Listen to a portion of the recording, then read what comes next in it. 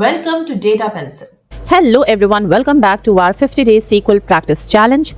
Today it's our day 48 and we are going to do revenue based analysis. So first query is to find the total revenue. Alright, means we have to find what?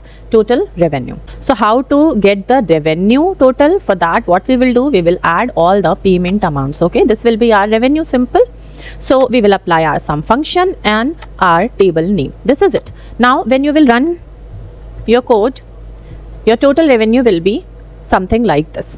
All right, now in this query we have to find the revenue by date, means daily revenue. If it is written daily revenue, it means we have to do the group, use the group by what? Group by payment date, correct? So here we will use simply group by payment date, and the rest of the things which is revenue count will be like this. Apply some function on our payment amount column. Okay, now revenue by month, as we know, to extract the month from the date, there is a function called month function. To extract the month name, there is a function called month function name. So we will select all these columns, month column, month name column from the payment date, okay, and then the revenue column, correct? After that, as it is asking for monthly revenue, so we will use the group by month and month name. Okay, now in the fourth query we have to find the revenue by product, means what is the revenue generated by each product. All right, each product. So this time we have to do the grouping of products, so product ID. So we will use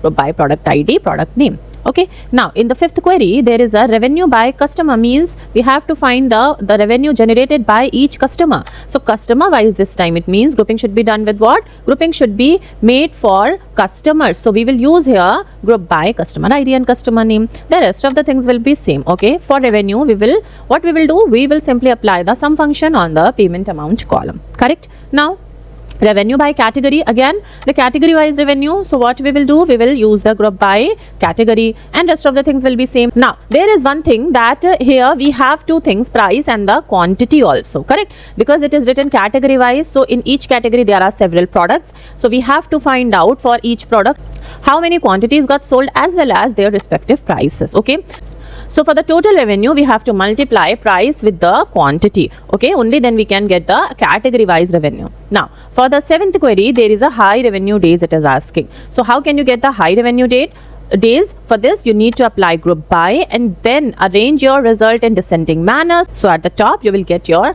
highest revenue generating day. Okay, so these are your queries. You have to solve them. And tomorrow we will do advanced queries, tomorrow and day after tomorrow too. So take care guys, keep practicing and submit your work via submission form. See you tomorrow.